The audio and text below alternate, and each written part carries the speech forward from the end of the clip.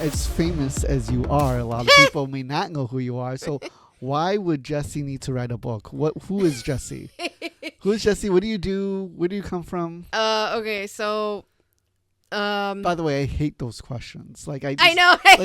I know we have to get through them because some people don't famous. even know who anybody is and stuff. But so it's yeah. like, you don't need to know. I pretty much have had so much paranormal shit happen to me. I need a book. But Yeah. I've been having experiences since I was at least 5 years old. They range from witnessing extraterrestrials to possible Bigfoot activity to seeing UFOs, facilitating CE5s, which is close encounters of the fifth kind, poltergeist activity. I had an attachment. I grew up on an Indian burial ground. That's just a few of the things. Yeah. And where were you born and raised? I will not say the town because I'm trying to keep that anonymity because Sure. with how I describe the area, it will be very easy to find, and I don't want the new owner to have any problems. So Okay. It was just southeastern Illinois, 250 people, no stoplight in the town, and the house was an old schoolhouse, but it was like one of those old one-room schoolhouses, and somebody built onto it. So old schoolhouse, Indian burial ground, cult-like activity in the area as well. And like when you go to the house, you have to actually drive up a really big hill. And if anybody knows, usually burial mounds are really big hills. And my house was at the top. So Okay. And so, like, how far from Chicago? about an hour and a half. Okay. Southeast, right on the Indiana border, pretty much. Okay. And you're right now you're just outside Chicago, right? Yeah. Yeah. Half hour, 40 minutes northwest of Chicago, Schaumburg area. Okay. And how long have you been there for? Well, I moved out of my hometown in 2014. I moved to Schiller Park for a little while, and then I moved in with my well, he was my boyfriend at the time, my fiance, in 2018. So I live in the Schaumburg area now since 2018. Yeah. I do go down and see my mom like at least once or twice a month or so. And then they actually filmed the new Ed Gein series in Moments, which is like around the area where I grew up. Oh, wow, so that's when I would go interesting. see my mom, it was really cool seeing everything in like the 50s and 60s and stuff and all the really old cars. Yeah. That was really cool. That is cool. So your activity for you, paranormal activity, started early on in life, right? Yep. Yeah. Yeah. And then I thought I was normal because I knew things all the time, or I would see or sense things. I thought that was normal. And then I found out, oh, that's abnormal. Because I would talk about it and people would look at me like, what the fuck is wrong with you? Right. Yeah. You need to go in the loony bin. And are we just talking ghost activity at this point, or? Pretty much. Or like the phone would ring and I'd be like, hey, Mom, it's Grandma. And she'd like, what? And then it would be my grandma on the phone. And this was like, the early 90s before caller ID and all that stuff. Yeah. So I would always know who was calling, or if somebody was going to come over, I knew somebody was coming over. I would sense stuff all the time, like where I grew up. I would never go outside at nighttime. Never, never, never. I don't know why. I didn't want to. I was scared. But it's not like anything happened. I just knew not to go outside at night. And then like my dad would be working in the garage because he was like he worked for Montgomery Ward, so he repaired things. So he would bring things home in the garage, and my mom would be like, "Oh, bring this out to your dad," and I'd be like, "No." Yeah. Because you were so sensitive to something the other was side. was outside somewhere, Yeah. and I could feel it during the day, but it wasn't as bad. I guess like at nighttime, because you can't really see anything, it was like more scary when you're a child. And then when I got older, let me put it this way. So I had all of that happening. I slept in my mom's bed until I was 13. I wouldn't sleep alone in my own room. When these things would occur, when you would see things, when you would experience things, and you would tell your parents, what were their reactions to it? Luckily, my mom was like, not really understanding, but understanding. Like, she didn't think that I would like. She wasn't like, you're fucking crazy. Like, what's wrong with you? Stop that. She would kind of be like, oh, okay, well, there's nothing there. And I'd be like, yes, there is. She's like, oh, sweetie, no, there's nothing there. But she didn't like make me feel ostracized for it. And then I got older, and then I was being affected by what was there, like attachment. Like I've got scars up and down my arms from cutting. And I've tried to kill myself in that house. I mean, I don't know why. I just did. Those are scars, right? Yeah. Right So I've got like over 200 of them on each arm.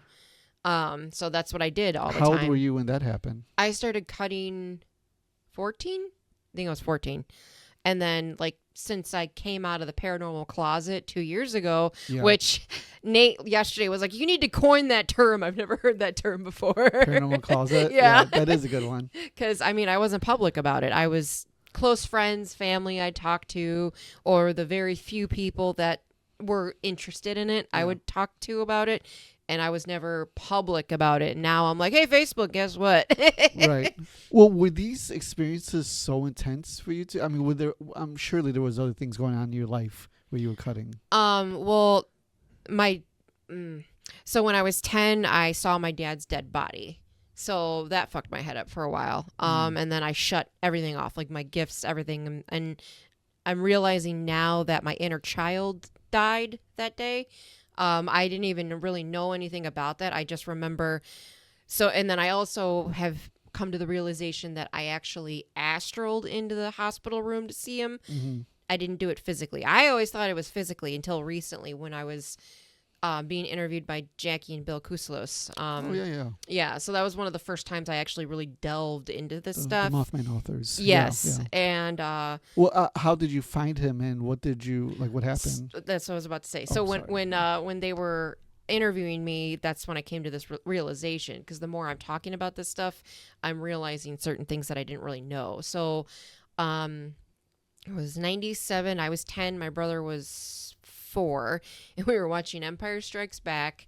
And we got back from bringing my aunt and my cousins back home to Chicago, and so we came home, we were watching that, and my mom came in the bedroom. And so my dad had asthma, and she would be like, Jess, you need to get your brother ready. So that was like normal to me. So she went in the bedroom, was like, hey, you got to get your brother ready, we got to go to the hospital with dad. So I'm like, okay, got him dressed, I got dressed, and we all went in the car and followed the ambulance. And then when we were all in the waiting room, well, me and my brother were in the waiting room, I heard my mom scream.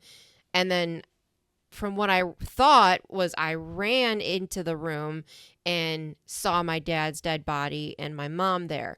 But my mom, I was telling her about that. She goes, no, honey, you weren't there. And I was like, oh, because then I remember I saw that, and then I was in the waiting room. Like, I don't remember going back to the waiting room. Mm-hmm. I was just in the waiting room again. So I think when I was talking to Jackie about that, she's like, you probably astraled. And I'm like, I think you're right. I think I did astral. So I think I like got pushed out of my body and was in that room, and I saw all of that, and it, did whatever it did to me. And then I was back in the waiting room. And then part of my soul like died that day. Like my inner child died. Because ever since then, I never really acted like a kid again. Like, I didn't play games. Everybody would be, stupid and immature. And I was very, very mature for my age. Like, even my teachers would tell my mom how mature I was for being like 11 and stuff. Yeah. So at this time, what were you into then? If you weren't into like normal kid stuff? I would pretty much just be in my room and read. Okay. A lot of reading. Yeah, a lot of reading. And then because of the trauma, a lot of my memories I don't have very many childhood memories. And then since I've been talking about all of this stuff has been resurfacing, and I'm remembering. It's like I'm putting the pieces back together in a way. And then when I was 14, I found out that my dad actually died in the driveway, and that's when I was reading about like occult stuff. So I got a pendulum board and sat in the driveway and thought I was talking to my father when I was not. I don't know what I was talking to, but after I did that, stuff started happening in the house. Like, shit would get thrown. I had a necklace get torn off me. Stuff would move all the time. Like, that's why I don't like dolls, because I had American Girl dolls and they would move. Or we would my one friend that I've known since second grade, she was over one day. We were playing with our dolls and stuff, and they were in school. Mm-hmm. And my mom had us go in the kitchen for lunch. We went in the kitchen. We went back into my bedroom, and there were pencil marks all over the closet, like, like doll height pencil marks. Yeah. So, well, take me through when you started doing the pendulum, where your father passed away. So you started doing that, and that was the only time I did it. So you just did it once. Yeah, that was the one time, because after that, I just recently picked up a pendulum again, because after that happened, I was like, I'm never touching those again. Those are evil. Those are bad. And then, Tony. So, Tony's been my good friend for a while. Tony. Siegert. Tony Seeger. You know him. You guys talk all the time. We do? Yes.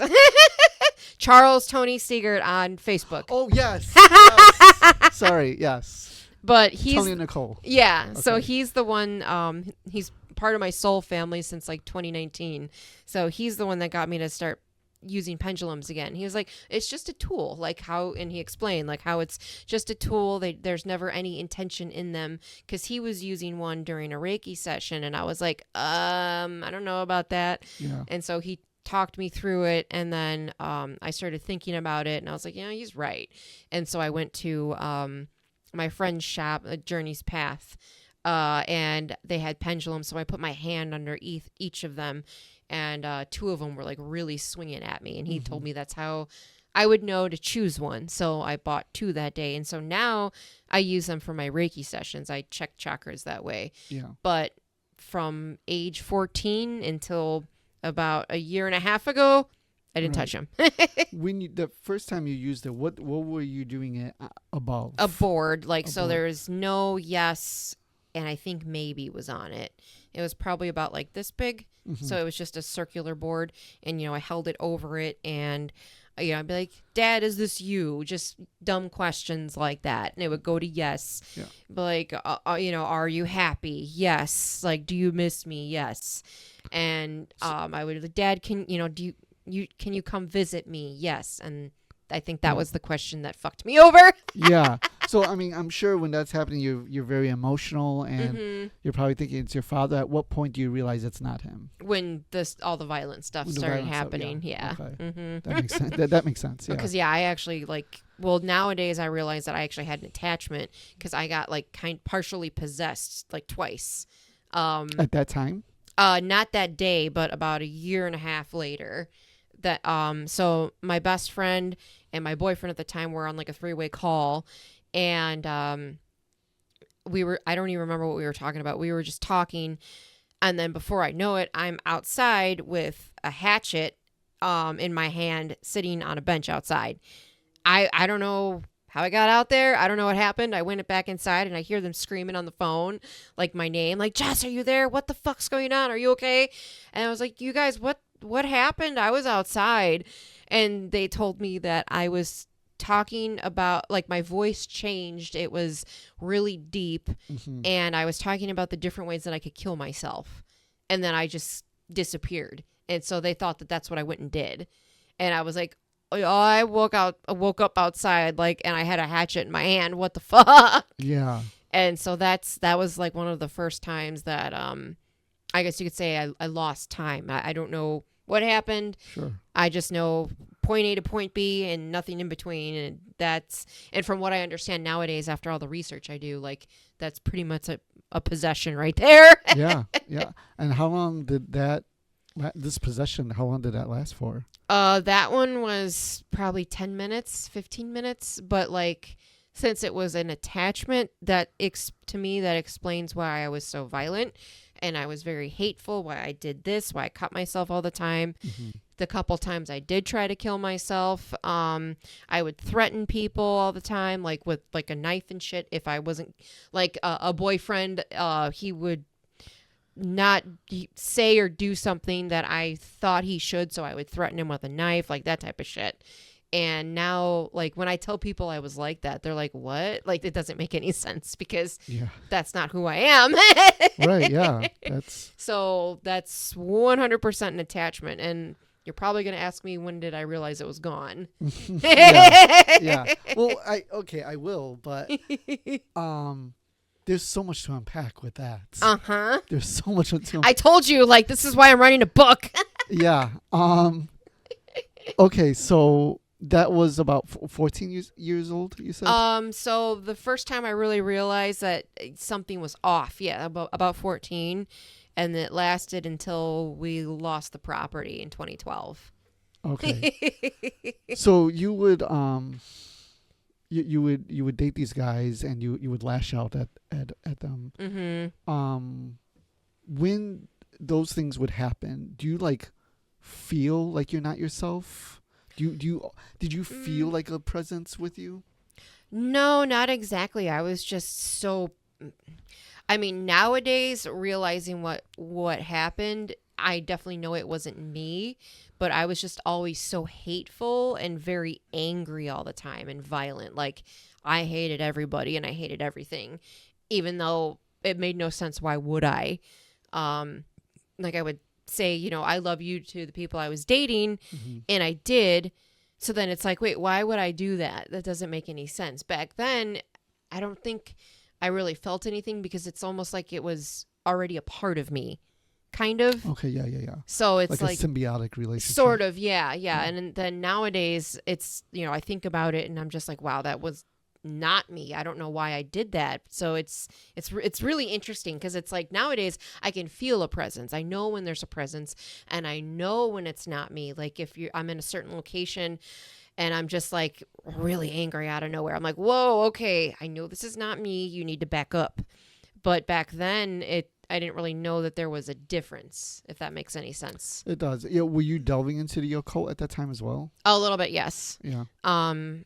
Oh God, what was his name? Constantinos. He had the vampire guy? Yeah. So I had a couple of his books and stuff. Okay. And then my mom actually had a priest come and like bless the land, and that only worked for about 2 weeks. Right. Yeah. Yeah, that's usually how it goes. Like house blessings usually last a couple weeks to a couple months on average. According to a lot of other ghost researchers. But so that only lasted a couple of weeks.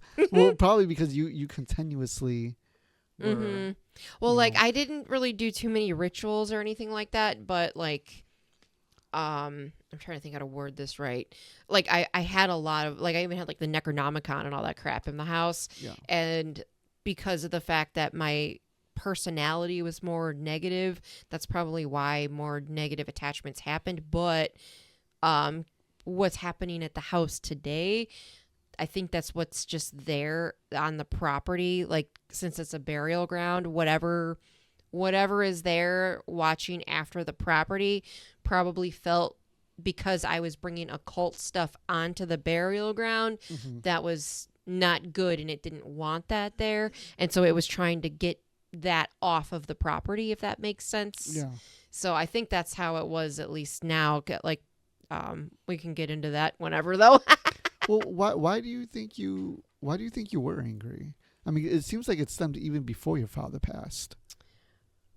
Oh no! Before my dad passed, no, I didn't have any issues. But there was a lot of paranormal activity happening throughout, and they yes, were all there negative was as there well. was activity and there was stuff on the property, but it didn't like affect me. I would just feel stuff in the woods and stuff, and I wouldn't want to go outside or anything like that. And then I saw the extraterrestrial gray when I was 5 years old as well. I didn't know what that was. It was just some weird creature that was in the woods. Okay, wait, how did that happen? So this is like one of my earliest memories that also came back within the past 2 years. So I was about 5. I was in the house had a front yard, which was all fenced in, and we had 2 acres of woods behind it. And then there was the backyard that had like privacy bushes and like our sky fort. And then there was a creek in the back. So I was back there. I think I don't remember what, I was just, playing in the yard, being a kid in the dirt, how you should be. And I like felt something, like I wasn't alone. So I looked up and I heard like rustling in the woods by the creek. So I looked over there, and then from like this point up, like the top part of the head, I could see the black eyes, and it was like a a slate gray, like like a gray with a kind of blue tinge to it. Yeah. And I was looking at it and I'm like, what is that? And then it like moved one way, it moved the other way, and then I think I screamed, and I don't remember. It was like blank. I haven't been regressed or anything, but I don't know if I ran back to the house. I don't know if it took me. I just remember being really freaked out, and then that's it. And then I was in the house just magically. Was it daylight out? Yeah, it was daylight. Mm-hmm. Was the sun out? Yes. I mean, obviously, but like, was it bright or was it cloudy or? No, it was yeah, regular blue sky type of day. Yeah. So you saw it pretty clear. Yeah. Mm-hmm. Wow. Like if I could draw good, I would draw it, but I suck at drawing. Yeah. So you didn't see the rest of the body, just like the top part of the head. Yeah. Mm-hmm. Okay. And then since we were in the middle of nowhere, we always skywash, and we always saw UFOs in the sky. Yeah. So that's like that was the first thing that I got into paranormally, was UFOs and stuff like that. And then I think the Loch Ness Monster, because I saw it on a book, and then ghost stuff. Mm-hmm. So that's like kind of how I got into the paranormal stuff. Now, did you and that paranormal interest carried on throughout teenage years as well? And yeah, I've always been interested in it, and then like closetly interested in it. I didn't really talk about it.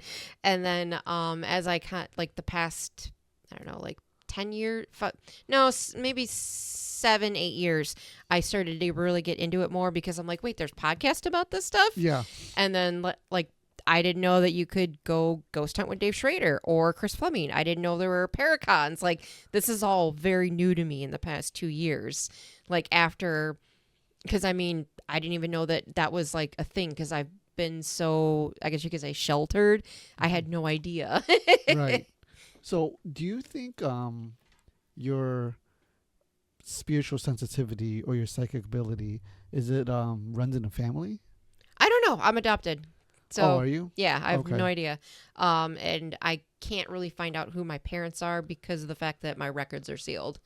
So I would have to pay like $300, and then it would have to go through some crazy process. Yeah. Not worth it. Yeah, I hear you. Are you close with your family now? My mom, yeah. I go and see her like every month. My little brother and I were he's also adopted. We are complete opposites. Yeah. I'm very outspoken and how I am, and he's very quiet and reserved. So we are complete opposite. I don't know if you've heard before, but I didn't even know you were adopted. Mm-hmm. But a lot of adopted children do experience paranormal activity throughout their lives. Oh, interesting. Yeah. Yeah. So there's been paranormal researchers that have documented, stuff like that. Interesting. Specifically with adopted children. So it's really interesting. Now, going back to what you said earlier, when did you know the attachment left you? So this was literally a realization as I was being interviewed. So I was being interviewed, I think it was 3 Haunted podcast, and they asked that question. And I was like, honestly, I don't know. And then it's like, it just, boom, came into my head. Like I said, the realization, like that's going to be a chapter in my book, is like realizations. So in 2012, the house got foreclosed on. And so we had to move, and we moved about 5 or 6 miles away. That's when it left, when we didn't own the property anymore, because I would move in with different guys I was dating. My first fiance and I were living with his family, and shit would happen there. I lived with a boyfriend, shit would happen there. So I didn't even realize that the attachment was with me. And then after the house got foreclosed on, that's when I became very positive, like 2013. I was like, I'll look at my Facebook posts and be like, oh, loving life right now, everything's great, like stay positive, this and this, that type of talk. Right. It's just like a complete 180 from how I was prior to that. Yeah. Now, you said that you just, and I already knew this about you, but you just started doing stuff maybe about 2 years ago. Mm-hmm. So like, what was your 20s like then? What was going on in that whole time period? Oh, well, I died in 2008. Okay, well, we're not even going to talk about that. No, Oh, what the heck happened with that? How did you almost like die? I said, book. I feel like that could be the whole podcast. Right. Well, so the NDE, when I was 11 years old, I was diagnosed with scoliosis. So they had to put one rod in my back, and then obviously I was going to grow more. So they said after I graduated and I was 18, they would have to recorrect it. Mm-hmm. So I have 3 rods in my back. So my thoracic, I can't move it. Okay. So in 2008, my first fiance ended up breaking up with me, and then I just got hired at like a Walmart in the area that literally just got like, it was brand new, and I would be at work and I would kind of cough a little bit and there would be little bits of blood. Me being me, oh, it's fine, whatever, I'm fine. And this was still when I had the attachment too. So I was just like, oh, it's whatever, it's fine. Is that why he broke up with you? Because there was like a lot going on? I think so, yes. Yeah, I was a little too woo-woo. Yeah. So in 2008, it was around St. Patrick's Day. I was staying at my friend's house because my ex-fiance and I were still living together, but I was trying to be out of the house as much as possible. Right. So I was staying with her. We went out, we were doing karaoke, having a great time. And then I woke up and had a coughing fit where I filled her toilet full of blood. And I was like, I'm fine. And she's like, get your ass in the car. So she took me to the ER. And even the doctor was like, oh, you got a little blood in your mucus and stuff. And she's like, no, like, this is bad. And they were treating it like I had a cold. And then I had another coughing fit and I filled the sink with blood. And I'll never forget the look on the nurses' faces. They just like paled and like, and then whirlwind of people around me, doctors, nurses, IVs being shoved in me, pills being shoved down my throat. And I don't remember anything until knowing that my dad was to my left and I was about to get up and be like, oh, Dad, hey. And then I opened my eyes and my friend's face was right there. So that's my memory from what I was told by the doctors and my mom. So one of the screws from the rods punctured my right lung. Oh, wow. So I got airlifted to Rush Hospital in Chicago, and they had to put me in a medical-induced coma because they had to put 2 tubes in me, one to drain the blood out of my lung and one to breathe for me. So they put me in a medical-induced coma, and then I wouldn't wake up, I guess. I don't know why, but I guess after you're in a medical-induced coma, you have to wake up prior to them doing any type of surgery. So I wouldn't wake up, and I just found this out like last year. My mom told me that I actually, when I finally did wake up, it was Easter and there was a nun praying over me, and I said, what the fuck? She's like, yeah, you opened your eyes and you were like, what the fuck? And the nun was like, oh, and I'm like, I'm sorry, that I'll go get a doctor. And she's like, yep, that's my daughter. But so she told me that happened, and then they woke me up, did whatever they had to do, and then they put me into surgery to take out that part of my lung. So they ended up having to take out a third of my right lung, and I bled out on the table 3 times. 2 times they brought me back with like the paddles. The 3rd time they actually called the time of death. And then I just came back. And that's probably when my dad was next to me, more than likely, because he was like right there. Like I felt him, and I was about to turn around and give him a hug, and then my eyes opened. Do you know how long you were dead for? 3 minutes. I think 3 or 4 minutes. I think is what they said. That's a while. So it was a couple minutes. Any memories? No white light, nothing like that. I just know that I was somewhere else, and that like I was like just I don't know how to word it. I wasn't contained. Like I felt everywhere, like free, and then like a blissful, happy feeling kind of. Yeah. And then like I said, I know my dad was right there, and I was just like, oh, I got so excited. I'm like, Dad, and then I went to turn around and give him a hug, and I was back. Yeah. Was it one of those like NDEs that was near-death experiences that were like life-changing? Did you come back and had a different perspective? Kind of, yeah. I don't. I always do what I want to do when I want to do it. Like, you never know when you're going to die pretty much. Because that's literally what happened. I was out doing karaoke, having the time of my life, and then I was dead. So Right. like, that's why, like, if I, like, tomorrow I'm going to a concert, like, you were like, hey, you know, do you want to do an interview? Originally, I was going to sit on my ass today, but I was like, no, I'll go for an interview. Yeah. Yeah, that's a better option. And I'm glad you did. But so you come back, and how does your life change?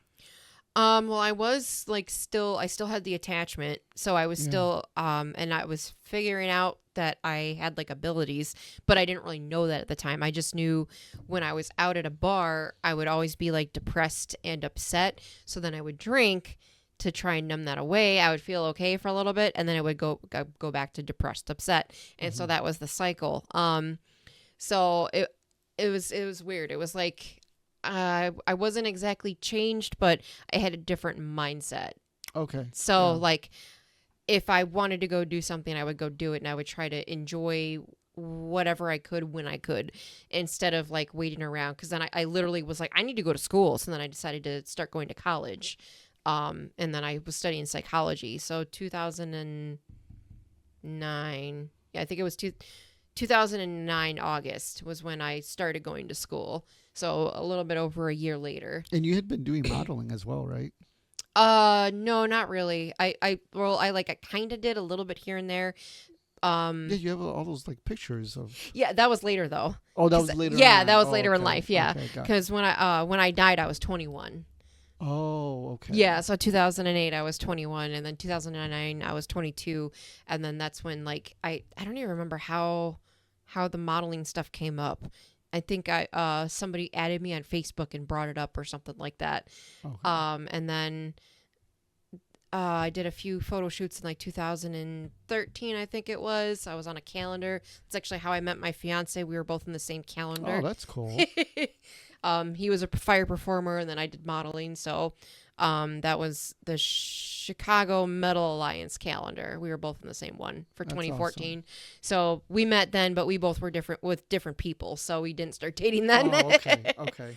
But yeah, so that's, I guess, yeah, modeling throughout, the years. I did try to do the Illinois pageant thingy in 2010, I think it was, but you have to get like sponsors and stuff like that, and considering I was from a very small town, that wasn't happening. Right. Yeah. So wait, he's a fire performer? Yeah. Well, I mean, he hasn't done it in a long time, but yeah, that's really cool. That's what he did for a while. About him. Exit. He would always do it at Exit, and then he did it at like Debonair and a few other places. You know what? You probably have seen him perform many times. Yeah, probably. Because there was always a fire performer. I bet it was your fiance. Probably. That's pretty cool. That's awesome. Were you there when he was doing not that? until 2015. Oh, okay. So yeah, he was he was doing it from like 2011, 2012 was when he started. And then he did it for a while we were together, and then he kind of retired, and then he was DJing at Exit instead, like during the Thursday bondage nights or whatever, because his friend Elena, she was the one that hosted that, so he would DJ those nights instead of doing the fire performing. Yeah. Okay, that's cool. Small world. Yeah. So, man, you were really young when you had that near-death experience. Mm-hmm. Wasn't any time recent. Yeah, I literally turned 21 in December, and then March was when that happened. Yeah, that's nuts. When you started getting into, like, when you started meeting people in the paranormal, like, who were some of the first people that you met? Dave Schrader, Shane Pittman. Okay, because you went on an investigation of theirs? Yes. Okay. I was about, oh God, I think it's 7 or 8 years ago now. I was actually thinking about this on my way here. I don't remember how, but everything stemmed from Fade to Black, Jimmy Church's Fade to Black. Yeah. I found out about Dave Schrader on Fade to Black, David Scott, like all these people that I had no idea who they were, because I didn't have TV my whole life. So I didn't know there were paranormal shows or anything like that. There was one time I was, my first fiance and I had like regular channels very long time ago, Psychic Kids. That was one of the first ones I saw. So I knew of Chip Coffey and I knew of Chris Fleming. And that was the first time that I ever felt like, oh, I'm not the weirdest person in the world, type of feeling. Like there's other people like me. So knowing that there were other people like me kind of, how do I word this right? Subsided the suicidal thoughts because I thought I was a freak of nature. And then I saw that show and I was like, oh, there's other people. So like Chip Coffey and Chris Fleming are two of the people that like I've always looked up to the most my whole life. Yeah. So aside from that, I didn't really know that there was this whole community and that you could actually do that. And I was listening to Fade to Black and Dave Schrader was on and I'm like, I think I might have seen something with him before. I don't know. He sounds familiar. And then he was like, oh, yeah, we're going to be May 8th at the Joliet prison, Illinois. I'm like, what? What? How much are tickets? And I was like, oh, my God, I can meet him and investigate with him. Because I did do investigations when I was younger and stuff. Like Diversitech in Mantino. Not a lot of people know about that place. But it was like, it was a tuberculosis place and then also an insane asylum and stuff. And then they closed it down, but it was abandoned and there were tunnels and shit. Right. So when you're around that area, that's the cool thing to do. And how they got rid of those. Yeah. So, well, they have like an old folks home there now and also like a youth center. Yeah. I have a friend that works there and it is so haunted. I bet. Yeah. Because, I mean, that place was really popular for quite a while. Yeah. With, like, that was the first time I heard anything about EVP. Or one of the times I caught my first EVPs was there.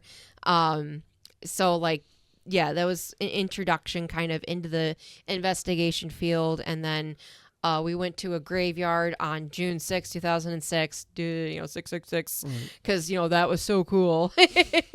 And then there was also a graveyard down the road from my house that I went to, and everybody that went almost died within 2 weeks. That's a completely yep. What graveyard was that? Literally no name, middle of the woods. Happened upon it by accident. What woods was it? Nowhere near here. It was down like kind of where I'm from. You can't even find it on a map. Like unless you know it's there, you don't know it's there. Yeah. I was just riding my bike and I saw a path into this wooded area, decided to take it, and then, there's a cemetery here. Interesting. Brought my fiance at the time down there, and then we noticed how there was graves that were dug up. There were piles of gravestones in the form of a pentagram. Mm-hmm. There was an altar with dried wax in the middle of it, and we were like, this is not okay. And then we were telling two of our friends about it who were skeptics, and anybody that went to my old house, they would leave not a skeptic anymore because of all the shit that happened there. Like talking, we would get rocks thrown at us. We would see tall figures with red eyes in the woods.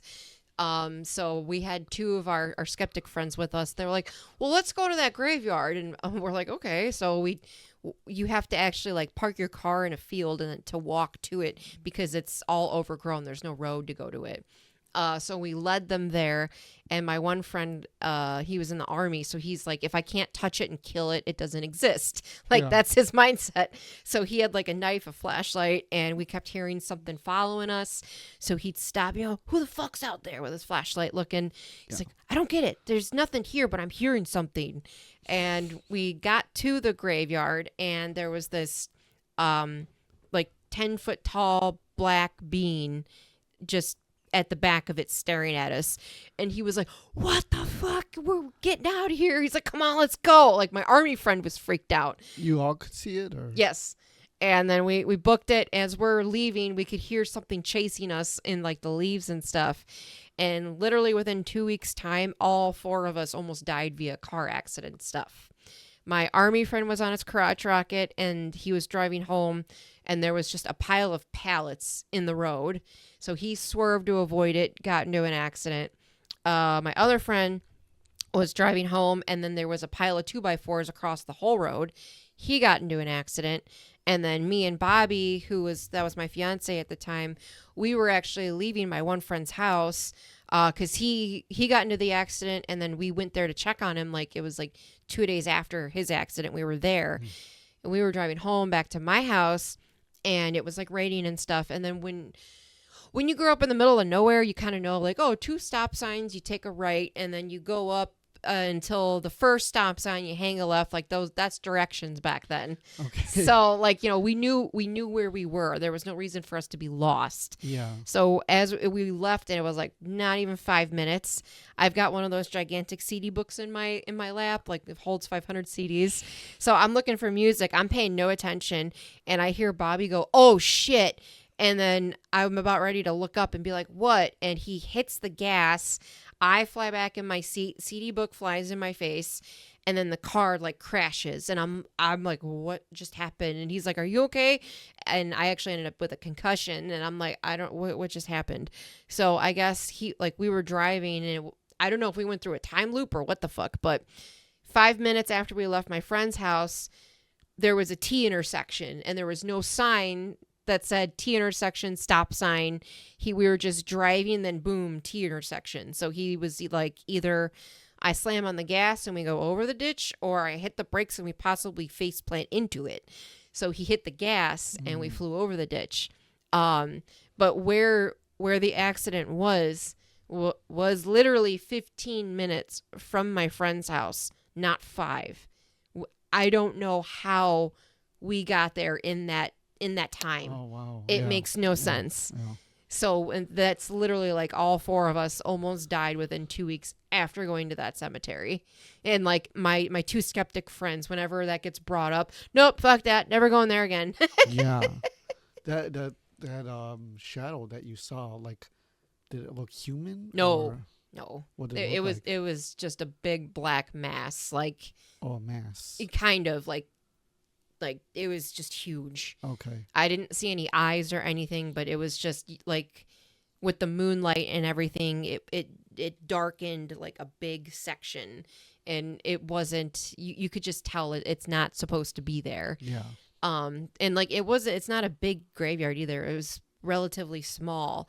So like, I don't know if it was a watcher or what it was, but obviously some type of witchcraft, occulty shit was going on there, considering all of the destroyed gravestones that were like in the form of a pentagram, and then the altar that was made out of gravestones in the middle that had like candle wax and shit on it. Right. And I've never been back there since. None of us have.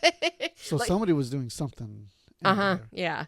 And then like finding out the area that I actually would there was a house with a black barn that had an upside down pentagram. There was this one night we were just driving around, and we saw people in black robes with torches around a bonfire. So shit happens around that area. I don't know what, but And again, that's where you used to live in the southeast. yes. Okay. Yes. Mm-hmm. Was this the 90s or? No, mid 2000s. Yeah, mid 2000s. And there were still people doing cult like activity there. That's interesting, because usually you hear about that The from satanic panic. Yeah, like a bygone era, but that's really interesting. How many people were around the bonfire? 5 or 6, I think. It wasn't too many, but like it was just weird, like, because we're just driving and we're like, wait, what the hell, what's going on over there? And it was a good 200 feet from the road. Yeah. And it was on a person's property, because we always pass this property like on the school bus, and it was these 2 like brick I don't know what to call them, like towers or whatever. Mm-hmm. And it was like a wrought iron on the top and wrought iron fence. And it always just gave me a weird feeling whenever the bus would pass it. And then there was a house on the side that you couldn't really see. And then there was this big field right next to it. And that's where it was at. And we just saw like a bonfire, and we saw torches. And then we stopped and we're like, what is going on over there? And then we saw that there were people in robes holding torches. And we're like, oh, bye. We're leaving. They were just Christians praying. That's all it was. Right. Oh, that's how far away was that from that cemetery you went to? 3 miles. So do you think it's kind of? And my house was right and directly in between. Oh wow. Yeah, so that's another thing that we found interesting was like where my house was with all the weird stuff, like the house with the upside down pentagram, the cemetery, the bonfire place, and then there was this creek that I accidentally caught my first EVP at, which was like a Latin ritual and somebody screaming like they were being killed. My house was directly in the middle of all of that stuff. I gotta ask, do you still have it, or? No, that's what sucks. Yeah. Like all my paranormal evidence from when I was young, I don't know what the fuck happened to it. It's all just gone. Yeah. Like we even had a video from the investigation on 666 where we caught a perfect Head and Shoulders black floating through the cemetery. So I don't know where that even went. It sucks. Do you think those three things are connected? I think that there were people in that area that were doing satanic type of stuff, and that it definitely, because where the Head and Shoulders thing I just said, that was in an actual town. That was in Bourbonnais, Kankakee area. Everything else was kind of around the area where I lived. Yeah. So I don't know. I feel like that area just has some nasty history to it. And like you hear like the rumors and stuff, but you don't see anything like newspaper wise, like fact wise. But it's like when I was about 14, 15, I was going to therapy, and I was like, I can't sleep. And so the therapist was like, oh, go record some nature sounds to help you sleep. Okay, there's a creek down the road. Went to the creek, was during the day, was recording those sounds. I thought that's all I would get, and that's not what I got. Yeah. I got that, and then in the background, you could hear like chanting, and then somebody screaming like for their life. And I didn't hear that when I was there. Yeah. And then I was talking to a friend about that, and they were like, oh, that's an EVP. I'm like, oh, what? And then he explained what that was. And so then we would go back there and try to communicate, and nothing ever really happened. Yeah. So it was EVP, electric voice phenomenon. Okay, yeah. For, just for the people. People that don't know. Yeah. Yeah. Yeah, that's intense. What it seems like happened is you were probably already born into psychic gifts.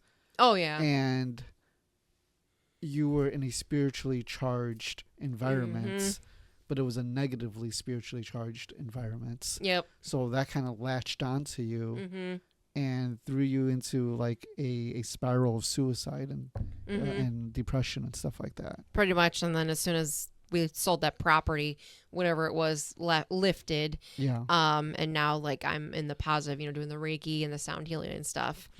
And what's interesting is the property. So I have a friend who literally was talking about doing a documentary just on me. Like at first he was going to have me in an episode, and we were on the phone for 2 hours. He goes, I could do a whole movie on you. And I'm like, okay. And he asked me if I knew who owned the property. And I was like, no, but I've been kind of itching to find out who it was. So this last December, it was right before Christmas. I was like really, really getting the itch to figure out who owned the property. So I joined this like county clerk website, and I researched it, and I found the name, and it turns out that I went to school with this person. They were a couple years older than me. And then I was like, am I Facebook friends with this person? I'm Facebook friends with this person. Oh, wow. And what's even crazy, so this is just my friend Michelle coined it best. It's like the Conjuring house type of situation. Like the house is trying to call me back. So I found out who it was, and I was like, oh, I don't know if I want to message him or not. Like, I don't know. This is weird. At this point, you have to. Well, no, you got to hear this. Okay. This is crazy. So I found out who it was, saw that we were Facebook friends. I'm like, oh, okay. But we have never interacted. No likes, no comments, no nothing. Literally, the Christmas Day, I made my Merry Christmas post, like I always do every year.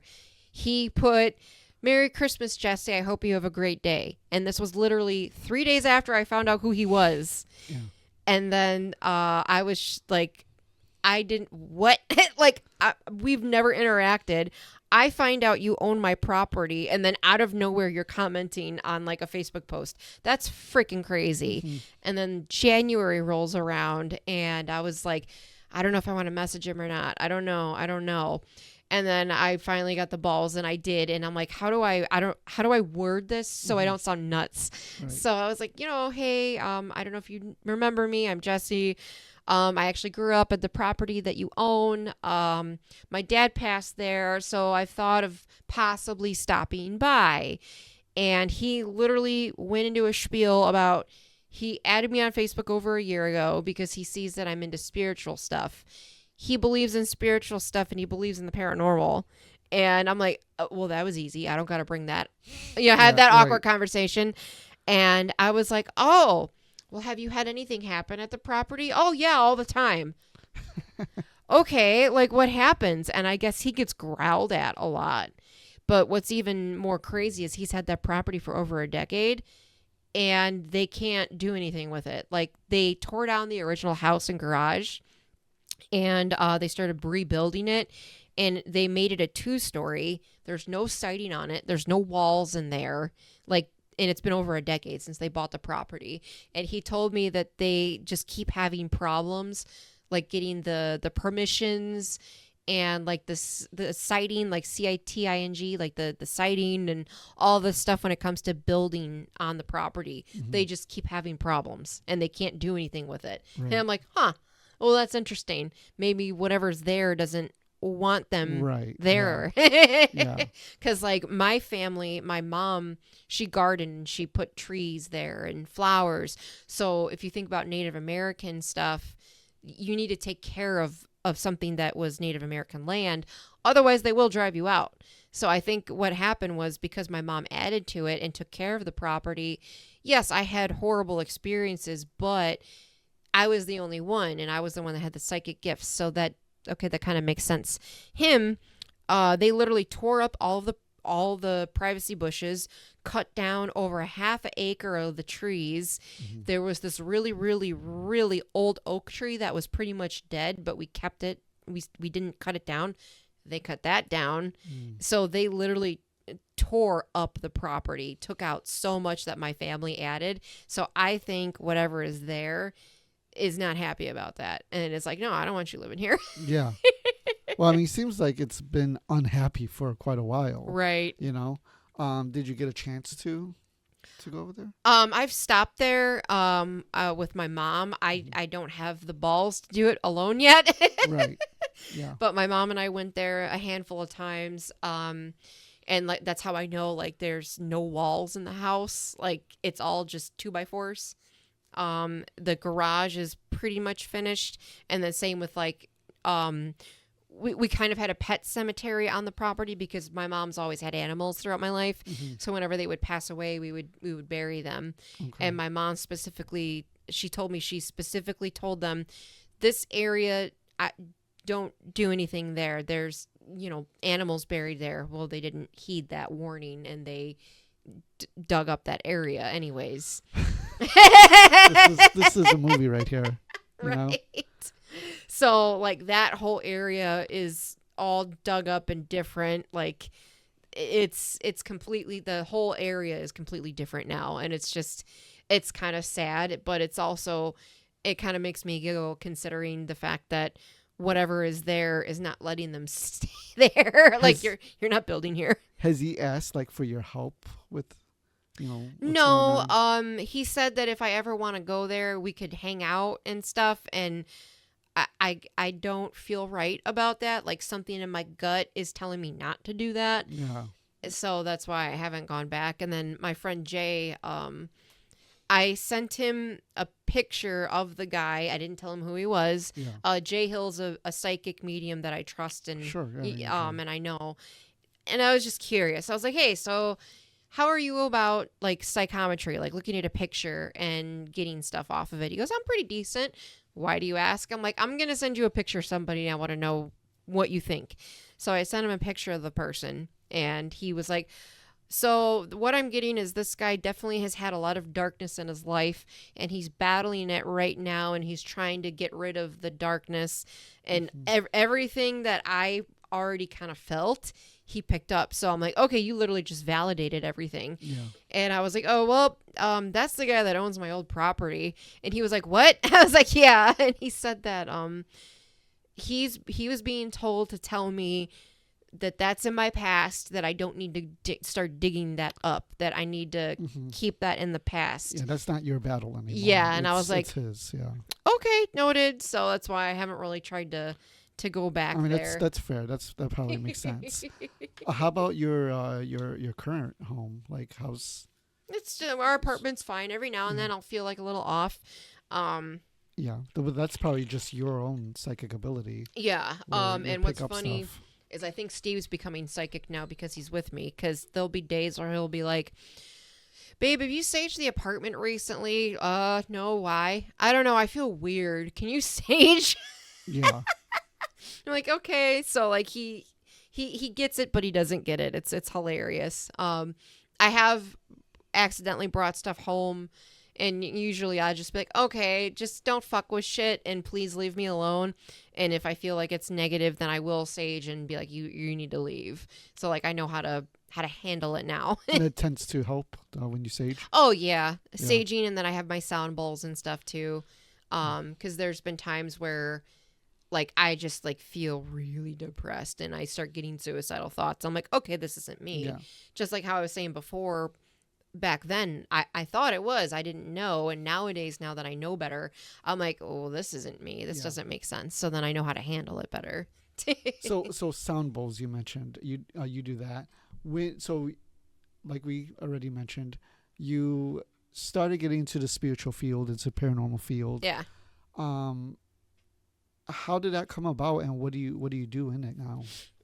So ironically, the universe led me down the path as per usual. So, December 2019, my mom and I, we would always meet up halfway. So we would always meet up in Tinley because that's like the halfway point between my house and hers. Okay. So we were going to meet up, and she called me. She's like, Jess, I just happened to, I found this new crystal shop. And she's actually the one that got me into crystals. She's always loved them. Yeah. So I was like, oh, okay. You know, she's like, yeah, he's going to stay open late for you. So, you know, here's the name of it. So it was called Hi Ho Gems. So I found it, and we went there. And like I was like, oh wow, all this stuff. So I bought some stuff, and then I asked the owner's Jeff. I'm like, so do you have anything for like anxiety? Like I've been having panic attacks lately, and I don't really know why. He's like, oh yeah, amethyst is great for that. I'm like, oh okay. And we were just talking, and he looked at me, cocked his head. He's like, do you know what Reiki is? I was like, no, why? And he's like, so Reiki is like a healing modality energy. It helps with anxiety, and he was told me a little bit about it. He goes, we have a Reiki share every first Wednesday. So our next one is, you know, this date. I think you should come. And I'm like, oh, okay. And that's where I met Tony and a bunch of my other soul family now.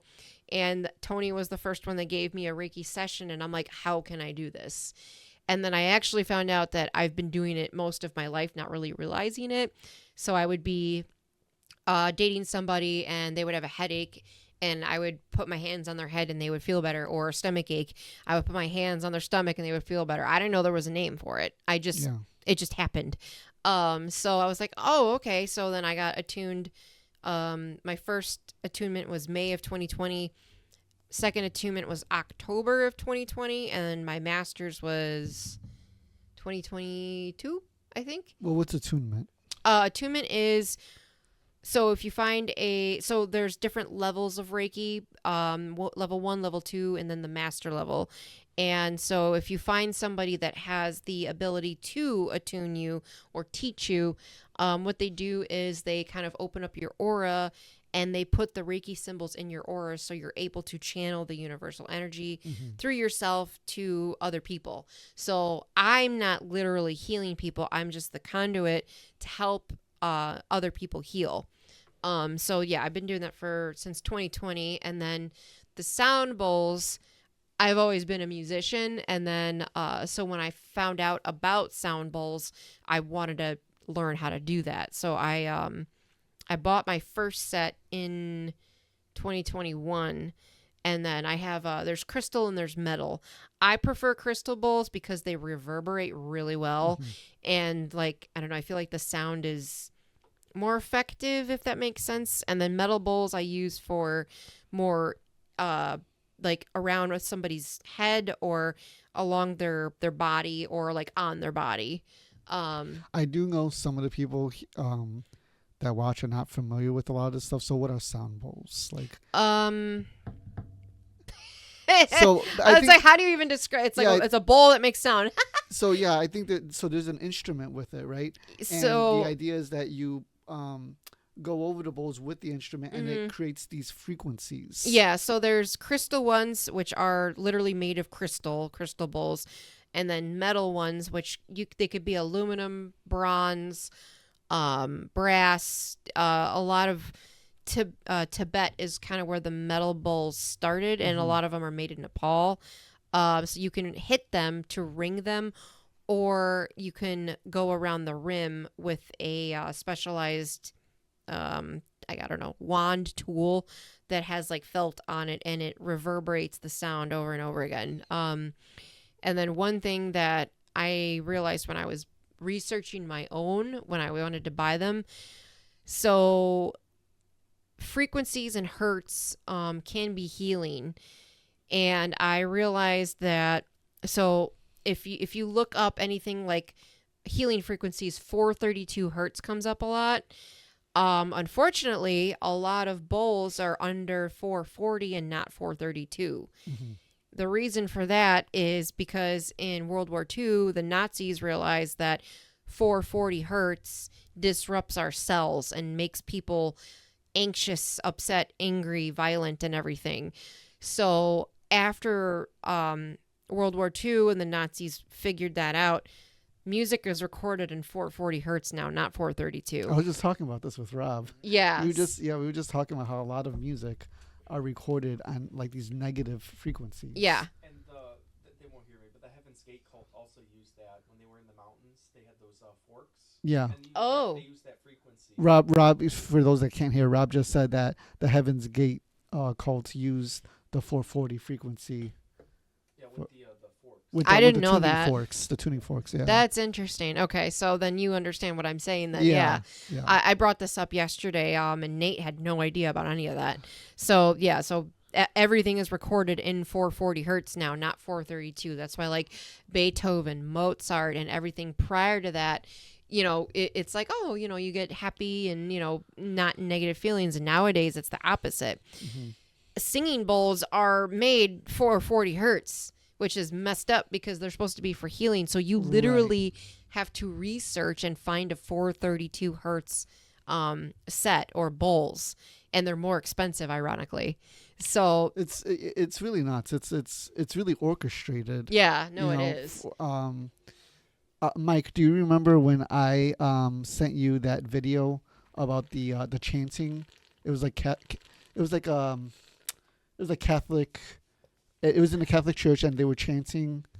Yeah, I do remember that. Yeah, like that. So that kind of thing, and those are when we chant. Like a lot of religions, when they chant, it's supposedly for healing.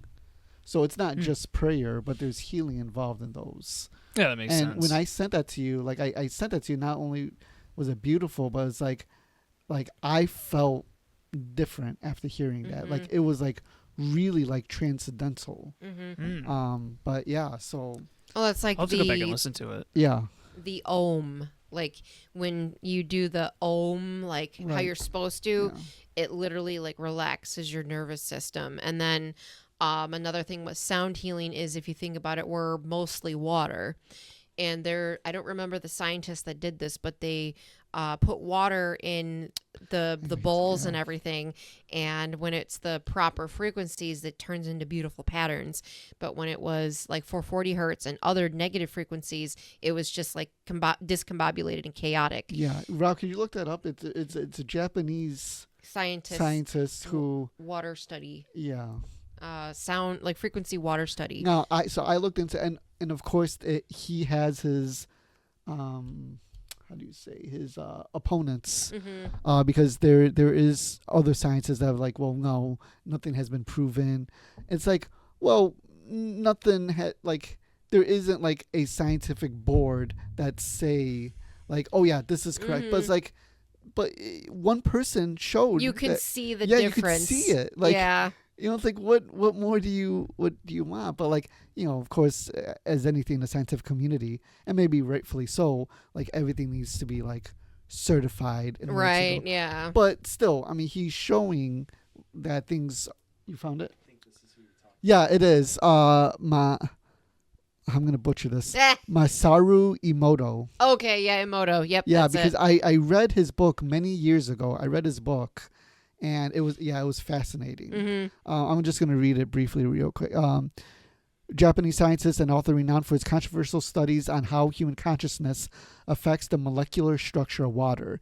He conducted extensive research from the 1990s until his death in 2014, claiming that water exposed to positive emotions, words, music, and intentions formed beautiful, symmetrical ice crystals, while negative influences resulted in distorted, disfigured patterns. And there's a lot more to it, but yeah, I mean that's awesome. The premise of sound healing, because crystal is water. Yeah. So the crystal bowls are already positive water, and then when you ring them, those frequencies go through your body, and we're mostly water, so it aligns the body, nervous system, and cells, and it also detoxes you. So like whenever I do any type of sound healing with anybody, I tell them to drink a lot of water so you can flush out the toxins. There was actually a few months ago, I went to a sound bath, and I go to the one at Journey's Path.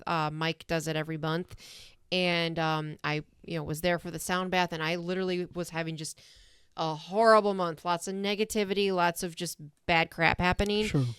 I woke up in the middle of the night and puked up black. Oh. Yeah. Wow. And then you were fine after that? Yeah, I was fine after that. But like everybody that I told that to, they were like, "You detox," like Deidre. Yeah. It was the day before Deidre's expo. Okay. Yeah, she's like, "You were detoxing. Whatever negative shit was in you, your body got it out after that sound bath." Wow, that's amazing.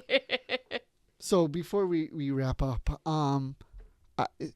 earlier you said that like you were on a podcast recently and you only got through like 20% of what you experienced. Not even. What's the percentage that we got through here? Not even 10. Oh, not even 10? No. Oh my God. Well, that's why we're gonna have to like have we you had back. like maybe 3 or 4 different like stories. I have so many, it's ridiculous. Like the longest podcast that I've been on was Dave Scott's Spaced Out Radio, and that was 2 hours, and that's when we got about 20% done. Jeez. Well, that's why we're gonna have to have you back a couple of times. Yeah, and then why I'm writing a book. Yeah. But you are a Reiki healer. Mm-hmm. You also do sound bowls. I don't know what you would call that. I'm a certified Reiki master sound healer. Okay. Yep. Okay, and that's your niche, right? Well, yeah, but and then also the paranormal investigation and research. Yeah. And the CE5 facilitating. Like I do all of that. That's all my stuff. I think it's awesome that like you've had this I guess this kind of dark journey in the beginning. Yep. The first half of your life. Mm-hmm. But now you're healing people. Yeah. And you're a healer and you're healing yourself. Oh, that's actually the whole reason why I wanted to write a book is to help people, because I grew up in the middle of nowhere. Everybody thought I was nuts. I thought I was alone. And I know that led to a lot of the cutting and the suicidal stuff. If I would have known that there were other people like me, it would have been easier. Yeah. So that's why I'm writing a book about my life and everything, just in case one day one person might happen to find it and read it, and then they know they're not alone, and maybe that'll make them feel better. Yeah. So that's the whole reason I'm writing a book. When do you think that's going to be done? Oh, I don't know. I'm going to aim for before like the summer. I'm hoping before the summer, because like there's times where I like I was saying, like I just was like, I'm going to start my book the other night, and then I just kept typing, and then I got like 5 pages done. Oh, and then nice. so it's just like it all depends on how it flows. Sure. Because I'd rather it like flow through me than sit there for like an hour and be like, I don't know what to write. You know, like I have ideas and I don't even really know how it's going to line up. I haven't, like, how I started it is not how I planned on starting it. It just happened that way. Yeah. Yeah. And then when we met, like shortly after, you you're a vendor at my convention. Yes. Yeah, and that's kind of how we started to get to know each other. Gosh, we didn't even talk about the CE5. I There's know. so much to talk about. Yep. But well, we got the foundation right. down, so that's important. But yeah, we gotta get you back. Yeah, and like I don't live far, so I'm always welcome to come back. Awesome. Well, thank you for coming on. And where could people find you and stuff? Mainly Facebook. So Jessiy Hawthorne, Jessiy is how I spell my name, and then Hawthorne. That's the only social media that I really am active on. So there, or if you want to like message me for like a healing session, then you can email jessy.hawthorne@gmail.com. And you teach classes too, right? No, not yet. At I Journey's do. Path? I speak at events, but yeah, I haven't. I don't have my certification to teach. Oh, okay. But you do well. I thought you do a lot of stuff at Journey's Path. No. No, I just go there. You just go there. Yeah, Okay. I hang out with everybody there, and I'm friends with the owners. So. Oh, okay, that makes sense. Yeah, no, they're really good people Mhm. at Journey's Path. Like I like that place a lot. Yeah, I they're actually fun. should go more often. Now this is what always happens. Once we stop recording, our guest says something like, "Oh, I should have brought this up," and it's something just mind-blowingly cool. So I know there's a lot that we still didn't talk about, but is there something that you want to add? Anything like that's earth-shaking? Oh God, there's just honestly just so much. I don't know. I can't think of like, Well, I'll just bring this up really quickly. So Okay. how I was saying about how my I've been having memories resurface.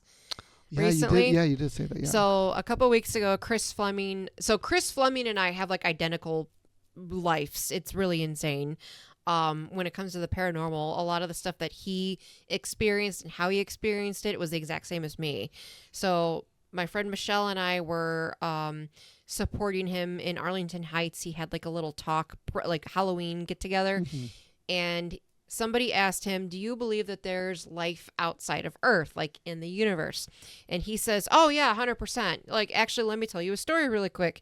And he said that when he was 5 years old, he stayed up late to see the Easter Bunny, and it was actually an extraterrestrial, a gray, and he got regressed, and he saw like his whole block get taken that night.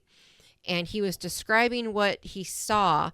Literally, when he said, "When I was 5, I saw the Easter Bunny. It was pink with a purple vest." I had a memory just pop into my head, and I started crying. Like Chris, Michelle, and everybody there were looking at me like, "Are you okay?" Because I literally just relived this memory. So when I was 5, literally same story. I was staying up late so I could see the Easter Bunny. And I heard this thump, thump, thump, just like Chris did. Mhm. And then the Easter Bunny, in quotations, popped into my room. He was dark pink, about 3.5 feet tall, with a purple vest, but he also had huge black eyes and a pointy teeth smile. And he was smiling at me, and I was so terrified. I like pushed up against the wall, and I was hugging my knees. And then I woke up in the bathtub. I don't know what happened. So it's literally the exact same thing. And when I told Chris that, he was fascinated. He was like, "That's fascinating," because it's like you were seeing through their like screen memory, what they were Right, trying to make yeah. you see. You partially saw through it. So you kind of saw what they wanted you to see. You saw the Easter Bunny, but you also saw the alien gray that was behind that. And then Chris also woke up in the bathtub the next morning. How did a body look to you? It was like the Easter Bunny, like you see at the mall, like, fat and stubby, Okay. with a purple vest, Yeah. and the thing that was abnormal was the face. I'll have to show you. I drew I draw a crappy photo of it, but I tried to get it out of my head. But yeah, when all of that popped into my head, I just started crying right in front of Chris, right in front of everybody But there. the eyes were like gray. Yeah, it was big black eyes, and it was smiling with like pointy teeth. Did it have anything in its hands? No, it was just like standing there, and it was smiling at me. And then like I pushed up against the wall, was hugging my knees and like going back and forth, like no. And then I have no memory. I remember waking up in the bathtub. How clear is that memory? It was I mean I was crying. That's how clear Yeah. it was. Like it was like I relived it like yesterday. It Wow. was intense, but that's what's been happening for 2 years is I'll hear a word or a phrase and then boom, memory resurfaces. Yeah. You see, I'm really glad I asked that. I'm really glad. Cuz I mean, I said how I saw an ET when I Yes. was 5 in the woods and I saw the the half of the face Yeah. and then it was around that same time. I don't know if it was like before, after, a year later, but I was around the same age and then that happened as well. So I don't know. I need to get regressed. Right. Yeah. No, you do. So Jessiy Hawthorne, thank you so much for coming on. Yep. Thank you This for was having great. And yeah, we're definitely going to have you back. me. For sure. So, Thanks so much. Yeah, absolutely. Thank you.